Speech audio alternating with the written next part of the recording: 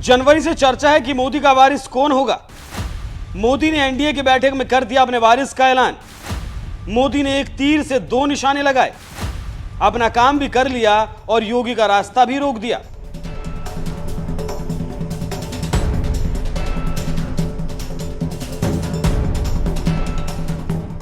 BJP में जनवरी से चर्चा चल रही है कि मोदी के बाद कौन होगा और उसको लेकर मोदी, शाह और भागवत में लड़ाई भी जारी है। और भागवत तो खुले मन से मोदी को कह चुके हैं कि भाई सितंबर में आप 75 साल के हो रहे हैं, आप नए लोगों के लिए रास्ता दो। इसके साथ ही साथ मोदी और भागवत में वर्चस्व की लड़ाई भी जारी है। इसीलिए पिछले 1.5 साल से अध्यक्ष का चुनाव नहीं हो पाया है और नाम को लेकर दोनों नेता असहमत हैं। ऐसे एनडीए सांसदों की बैठक हुई जिसमें ऑपरेशन सिंदूर को लेकर मोदी को सांसदों ने बधाई दी और यहीं पर मोदी ने ऐसा कुछ कहा कि अब देश की मीडिया में चर्चा बन गया। जी हां, प्रधानमंत्री नरेंद्र मोदी ने मंगलवार को अमित शाह की जमकर तारीफ की। इसके साथ ही साथ पीएम मोदी ने कहा कि ये उनके लिए सिर्फ शुरुआत है, अभी तो और आगे जाना है। पीएम मोदी के इस बयान के बाद बीजेपी में हड़कंप मचा है और जैसे नेता वैसी अटकलें लगाई जाने लगी। विश्लेषक मोदी की तारीफ को शाह को यह समर्थन केवल तारीफ भर नहीं है, इस बात को गुजरात के 60 वर्षीय सांसद के लिए एक बड़ी भूमिका का संकेत माना जा रहा है। एनडीए संसदीय दल की बैठक में सांसदों को संबोधित करते हुए मोदी ने शाह का जिक्र करते हुए कहा कि उन्होंने लाल कृष्ण आडवाणी के कार्यकाल को पीछे छोड़ दिया है, जो इससे पहले सबसे लंबे समय तक गृह मंत्री रहे थे। पीएम मोदी ने कहा कि ये तो अभी शुरू हुआ है, अभी और आगे जाना है।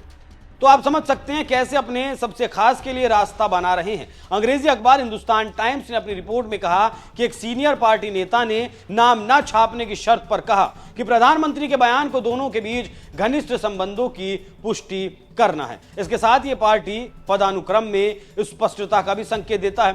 नेता ने कहा कि कुछ लोग पदानुक्रम समेत कुछ मुद्दों पर अटकलें लगा रहे थे, लेकिन प्रधानमंत्री के बयान ने इस धारणा को खत्म कर दिया। रिपोर्ट की माने तो एक दूसरे वरिष्ठ नेता ने नाम ना छापने की शर्त पर कहा कि प्रधानमंत्री का समर्थन शाह की क्षमता और योग्यता को मान्यता देता है। गृह मंत्री के रूप में उन्हें वामपंथी उग्रवाद को कम करने, आतंकवाद खत्म करने का श्रेय दिया जाता है। जम्मू कश्मीर से अनुच्छेद 370 को हटाने, समान नागरिक संहिता जैसे वैचारिक सरोकारों को आगे बढ़ाने में सबसे आगे रहे हैं। इसके साथ ही वो संघ की विचारधारा में निहित हैं और अपने राजनीतिक निर्णय लेने में व्यवहारिक भी हैं।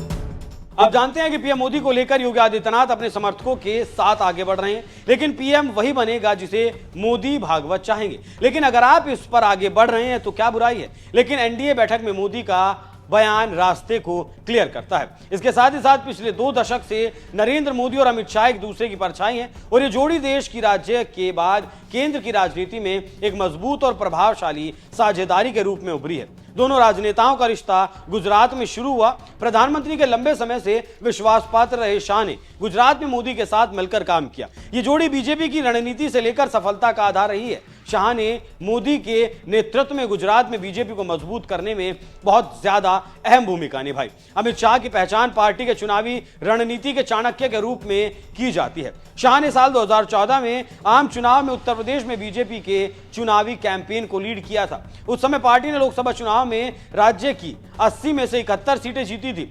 यूपी में शानदार जीत को शाह के सामाजिक इंजीनियरिंग कौशल के लिए व्यापक रूप से सराहा गया था। 2017 में शाह के संगठनात्मक कौशल और कुशल चुनाव योजना के कारण बीजेपी 14 सालों बाद उत्तर प्रदेश में सत्ता में वापस आई। इसके साथ ही शाह ने पार्टी के विस्तार की नींव भी रखी। पार्टी के सदस्यों की संख्या के साथ साथ देश भर में पार्टी की मौजूदगी के संदर्भ में असम, मणिपुर और त्रिपुरा जैसे राज्यों में जीत हासिल की। इन इलाकों में पहले पार्टी का जनाधार ना के बराबर था। शाह का संगठन, प्रबंधन और बूथ लेवल पर कार्यकर्ताओं को सक्रिय करने का कौशल पीएम मोदी के विजन को धरातल पर उतारने में मददगार रहा है। तो आप समझ सकते हैं कि अगर मोदी इस तरह का बयान दे रहे हैं तो कुछ सोच समझकर ही दिया गया होगा।